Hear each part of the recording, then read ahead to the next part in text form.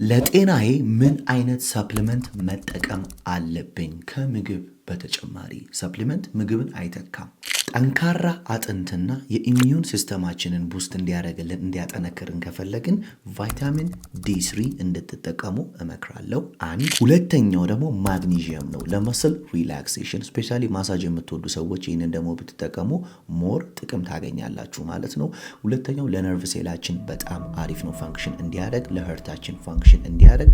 ሁለተኛው እንደ ቫይታሚን ዲ3 ደግሞ ለቦን ሄልዛችን በጣም አሪፍ ነው። በአንድ ካፕሱል ውስጥ ወይ በአንድ በምትዋጣው ውስጥ 8 አይነት ነገር የያዘው ላንብብላችሁ ብዙ ስለሆነ ቫይታሚን ሲ አለው፣ ጂንጀር አለው፣ ቫይታሚን ዲ3 አለው፣ እንደገና ቱርመሪክ አለው፣ ዚንክ አለው፣ ቫይታሚን ቢ6 አለው።